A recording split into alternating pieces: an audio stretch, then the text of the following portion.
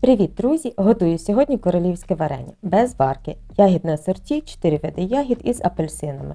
Буду рада, якщо рецепт стане вам у нагоді. Ця ягідна добавка ідеально смакує із млинцями, йогуртами, десертами, або навіть кілька ложечок добавте до стакану води, ось вам і компотик. Асортимент ягід і їх кількість може бути різною.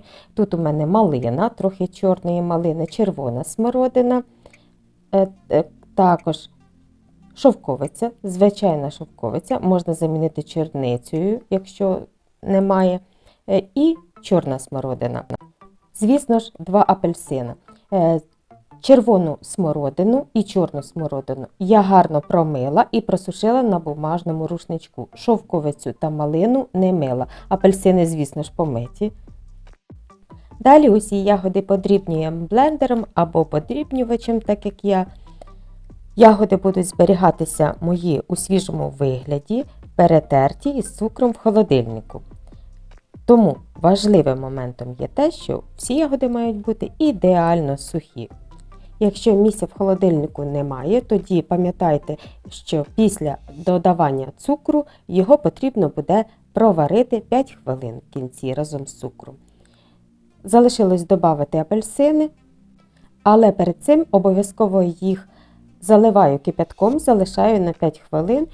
Завдяки цьому апельсинова цедра не буде гірчити в майбутньому варенні. І не забудьте ідеально витерти рушником. Усе подрібнила. Залишилось додати тільки цукор. Цукру додаю 1 до 1.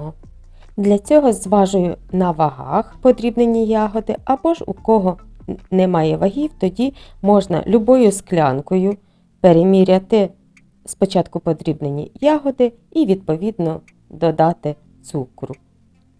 У мене 8 склянок подрібнених ягід, тому 8 склянок цукру потрібно додати.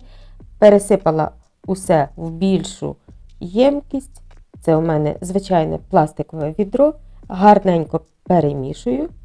Одразу по банках розливати не можна, потрібно, щоб повністю розтанув цукор.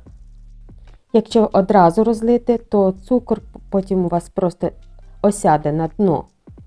Тому залишаю на 2-3 години, можна навіть на ніч залишити. Банки не стерилізую, ідеально сухі і ідеально чисті. Присипаю обов'язково столовою ложкою цукру, завдяки цьому зверху не буде утворюватись пліснява. Друзі, усім бажаю міцного здоров'я, готуйте з любов'ю, ну а я з вами на цьому прощаюсь, усім пока!